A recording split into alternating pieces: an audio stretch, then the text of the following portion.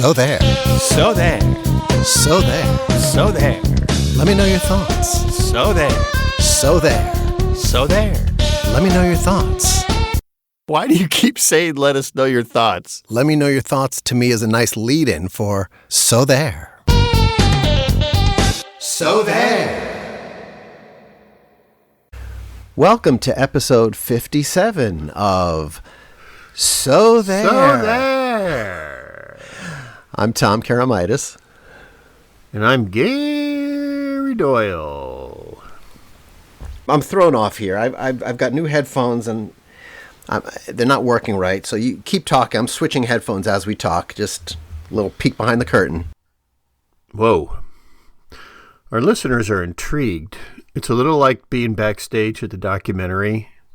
It's a little like being backstage at the documentary. Our listeners are intrigued right now at the peek behind the curtain. It's a little bit like the DeSantis launch where everything was going wrong and DeSantis kept saying, okay, on Twitter. I was saying, Tom, this is a little bit like the DeSantis launch on Twitter where it's sort of gone off the rails, and there's like that echo noise, like hello. I heard about that. I didn't actually hear the recording of. It sounds. I know you're hilarious. a big Ron DeSantis fan, so I'm sure it was a huge disappointment for you. I will say one thing about Ron DeSantis. Uh-oh. Good head of hair. Interesting. I remember those days well. I've never heard anybody call that out about him. I mean, I suppose it's true, but it's interesting you call that out. Well, there was really something funny. Years ago, there was one of the presidential debates, and they asked each candidate, I thought it was actually a really good question. It was I don't remember who the debate was between, but the moderator towards the end asked each candidate to say something they admire about the other candidate. Oh, yeah. Yeah. And I just thought if I was asked that question about Ron DeSantis, I'd say he's got a hell of a good head of hair. That's why you'll never run for president. You're supposed to give an answer that is a little bit more gravitas than that. I know that. But it's Tom Karamitis being, a little coy.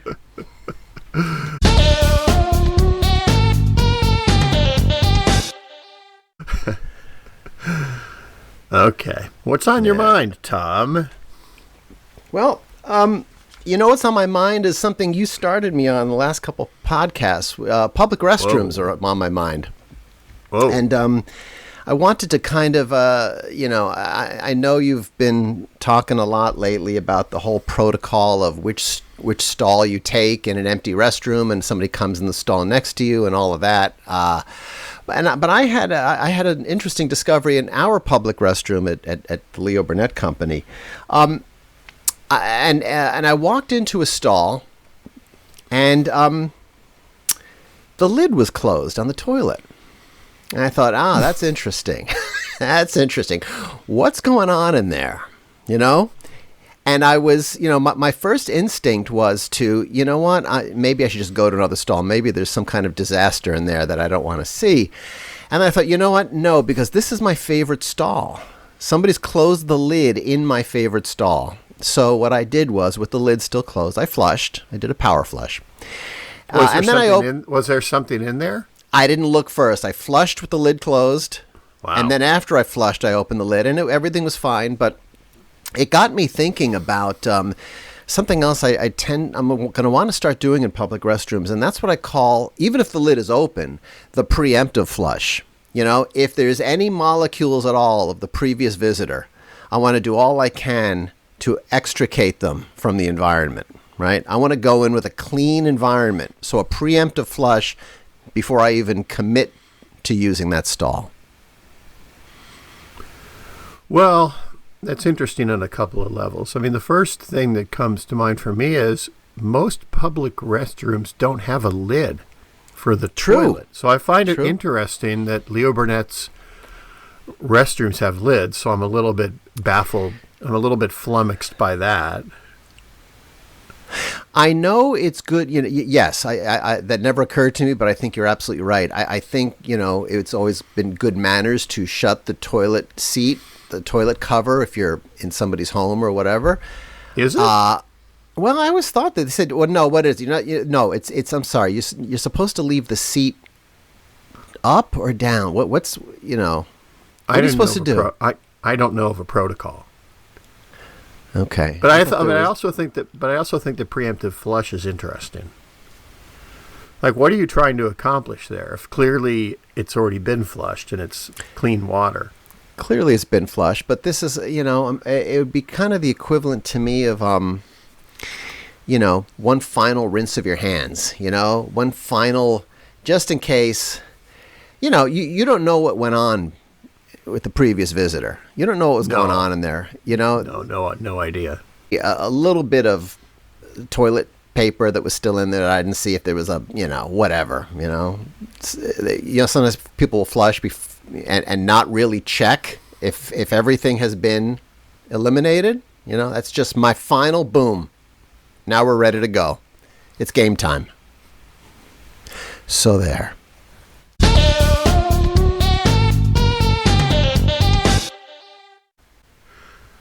Tom, your story of the bathroom reminds me of I've spoken of the episodes I've had in the bathrooms at work where there's five stalls, and all of them are empty, but somebody unaccountably sits right next to you. I think there's a subset. I've been thinking about this, and I think, tell me if you agree, there's a subset when I think about that of people who just crave connection with other people and want to be close to them. So I think about the person that comes and, sits down next to you, even though there's 12 different open stalls. I'm sure you've experienced this. Another example of this is, let's say you walk into an elevator and there's another person in the elevator and you press the floor and you're waiting to go to your floor and you sense this person wants to talk to you. You just sense it. They want connection. They want to talk to you. People in elevators that just kind of, you can tell, want to talk, and a lot of times they'll finally talk and say beautiful weather or something. But they just want to talk. Like, I think there's people like this. Like, I had another encounter a few weeks ago. I was swimming at my gym, and there's like a 6-lane pool, and I'm swimming, and I'm the only lane on the far end to the left. And I finish a lap and I look up to kind of go back and swim to the other end. And there's this woman looming right over me in the next lane, getting ready to jump in. And I'm like, why would you swim right next to somebody when you've got 6 lanes open? It's just the whole thing. I think there's people who like to be around other people. Yeah, and the problem with your pool example is you have really no place to hide. You have, like the elevator scenario, you can sense that desire for somebody to start talking with you, and you can fake looking at emails on your phone. You can do the old George Costanza look like you're in a hurry and angry, and people assume you're really busy at work and stuff. But in a pool, yeah, you're figuratively and almost literally, you're naked, right? I don't understand it. Yeah. Is it the same? Is it the same people who at the grocery store will just leave their cart in the middle of the aisle while they peruse the different options on baked beans, and you can't get by? I think that's I guess a totally different thing. That's different. You're right. That's different. That's different. I don't know. It's irritating yet different. So there.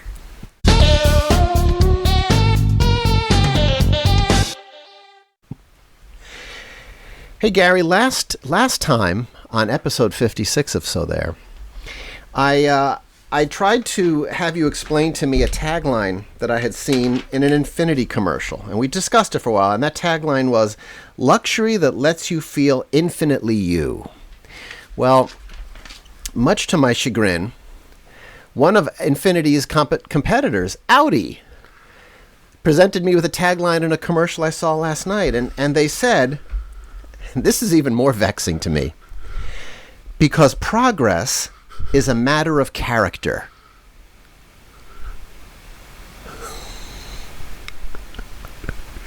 I have no idea what that's supposed to mean. There's this young, successful-looking woman at the end of the commercial, lots of running footage. She gets out of her car. She looks right down the barrel of the camera, right down the lens, and she says, because progress is a matter of character.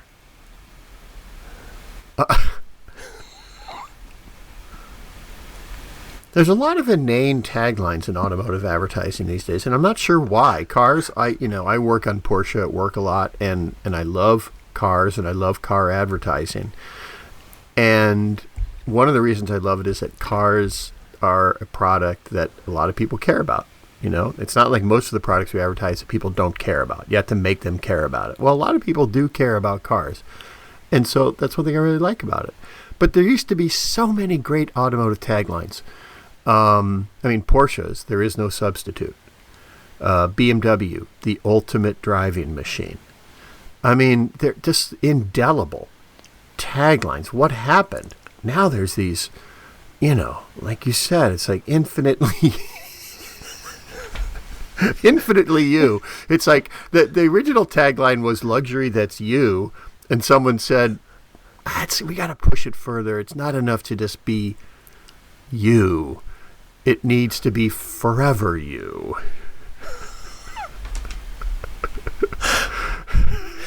Yes, which is why I think, as bad as that one is, the Audi one, it just doesn't make any sense to me. It's not even a thought that I understand. What does someone's character have to do with progress? A lousy person with lousy character can still come up with some kind of innovation. I turn to you because you are the wordsmith. You are the creative director. You are the writer by trade. So what does this mean? I don't know. What is it again? Because progress is a matter of character.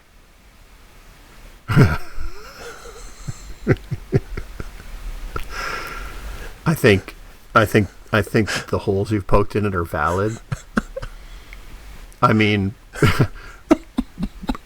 Progress. Elon Musk is somebody that's certainly made a lot of progress. He's popularized the electric car. He creates rocket ships that go into space. He's certainly accomplished a lot. And he's certainly been at the forefront of a lot of progress. But I don't think he has a lot of character, or his character is bad. And so, again, I hate to keep coming back to this, but I can't. It keeps me up at night. It's only worth it if you enjoy it. There's a lot of things that are worth it that you don't enjoy. Yeah. Root canal. You're going to... You're right. It's worth it. You're going to solve your problem, but you're not going to enjoy it. Changing the oil in your car, speaking of cars, it's worth it, but I don't really enjoy it. I'm so flummoxed. Maybe Audi is if Audi was the only automaker if they were like head and shoulders above everybody else as far as technology, they could basically be saying we're good people, and good people create progress. But everybody's got the same innovations now. It's all interchangeable. Anyway. I was for thank you. All right, we can move on. So there. Well, just hold on before you so there this. And by the way, notice how I just use so there as a verb. Which will lead to my next topic, but go ahead. Summer greatly. You're not going to talk about nouns as verbs again, are you? Yes, I've got one, but that's for later.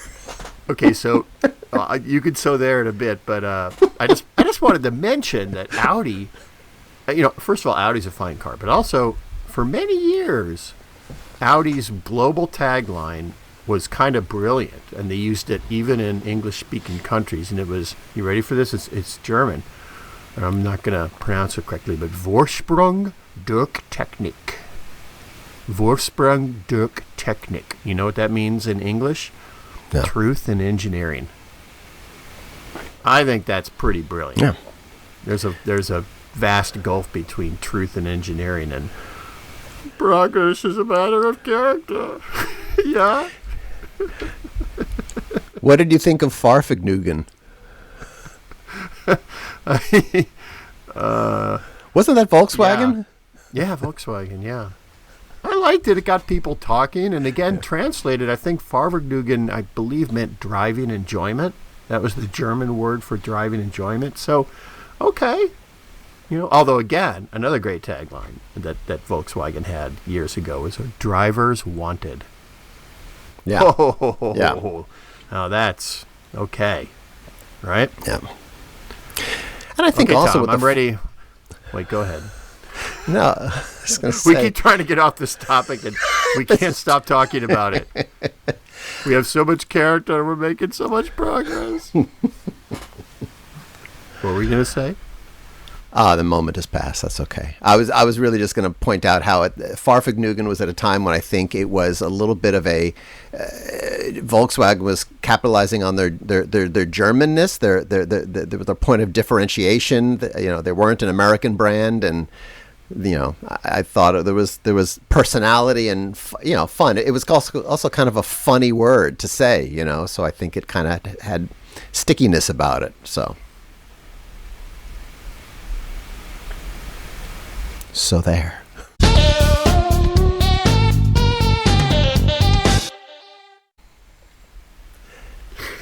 Was that an approved so there? Or was I allowed to wrap up that topic at that moment? Or are you going to unso there me again? That little pause before you said it, the tension was unbearable. I think our listeners listening to this in their car might well have veered off the road at that moment and run into a guardrail. Hopefully didn't lose their lives. Tom Caramitis, very dramatic pause before. So there.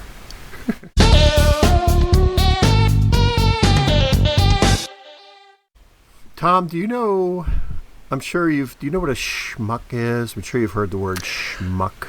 I was called a schmuck many times by my my boss at the shoe store where I worked in high school.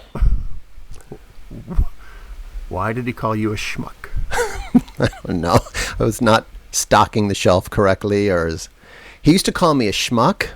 He said, he said, you're a putz.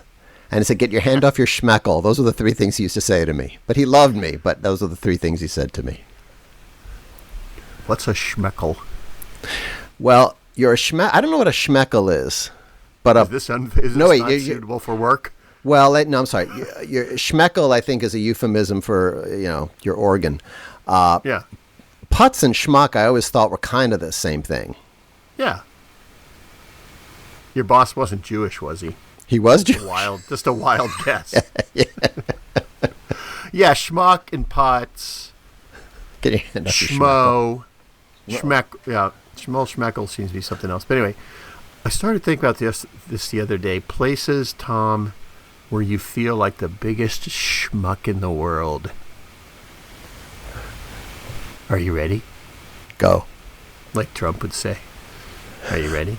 So I thought about this the other day. A couple places where you feel like the biggest schmuck in the world. And one is you're at the Costco, right? And you're waiting in line for a free sample. You're like fifth in line, and the woman's handing out little pieces of hot dog, and you're standing there waiting for your little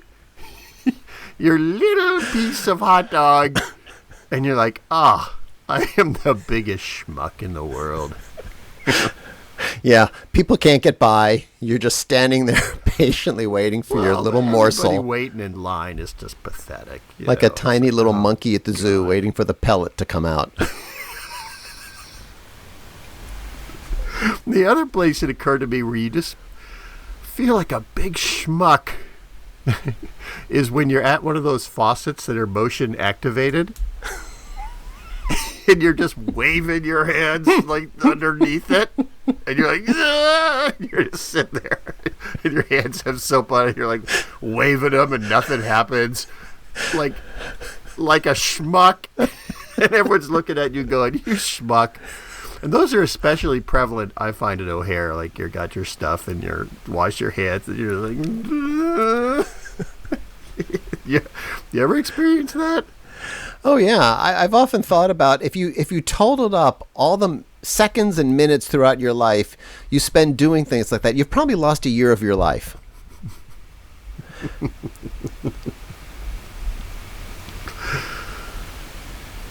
I think you know, one of the things you said to me a long time ago, I never forgot, when you were at O'Hare, and it was, you know, I think it was in the year or two after 9/11, you know, walking out of security barefoot, your shoes in one hand, your belt in the other hand, your pants falling down, your laptop, everything loose. You're just trying to find a place to put your life back together. And you said to me, the terrorists have won.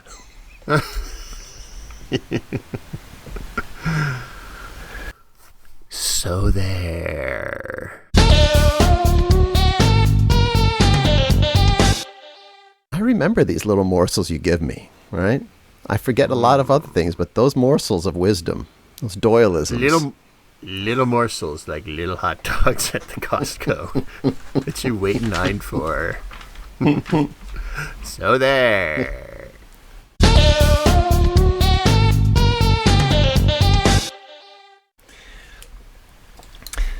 Can I give you a little bit of a quick noun as verb, just when we thought it was dead and it's not dead yet?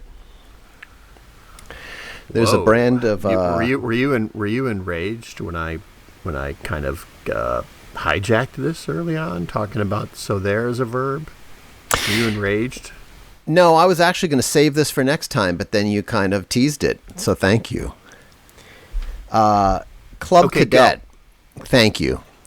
Club Cadet is a line of lawnmowers, and their tagline is now designed for those who love to lawn. I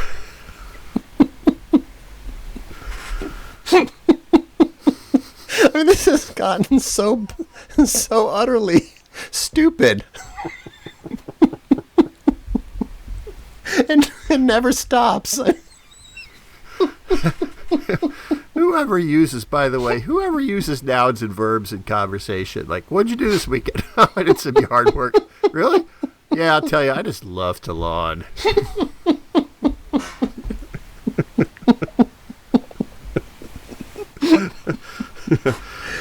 I got a little you're welcome for you, Tom. You're welcome. You know what a better tagline for Club Cadet would be? What? Club your lawn. You know, dominate it. Club your lawn. Show it who's boss. See, the ads is kind of write themselves. You know, it's like, you are the master of your green domain. Hey, speaking of lawns, though, I want to ask you what you think, and the fact, and you're Irish, I want to ask you what you think of the campaign with for Scott's fertilizer, with this kind of generic Scotsman, feed your lawn, feed it.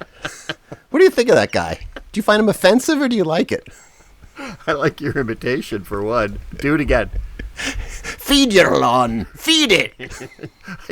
That sounds more like Shrek than the Scots lawn guy. I don't know. I guess it's innocuous. It's not bad. It's not badvertising. It's okay. I think they could have done a lot more with the Scots lawn guy. Like, having a Scot be the spokesman is kind of fun, but I think you could have done a little bit more with them. Although one thing I do like, I like the utterly unnecessary and nonsensical repeating of the tagline. Feed it. It's almost like a command, you know. It's like, you know, it wasn't enough to say feed your lawn. Feed it.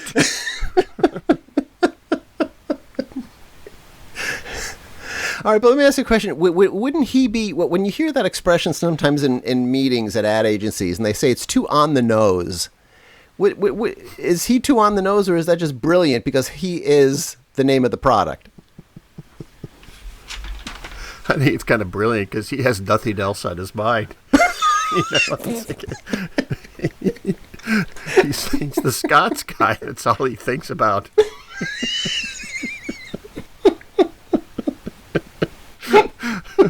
It's like that old Onion advice columnist, like ask an arc welder, and people would write in and say, my teenage daughter is really giving me problems. What should I do? And the arc welder only speaks in arc welding. He's like, well, the first thing you want to do is get an acetylene torch and fire it up with a propane alcohol mix. Apply the right pair of goggles. Like no matter what people say to the Scots guy, he's just gonna go, feed your Lord. Feed it. Sorry, my impersonation is not as good as yours.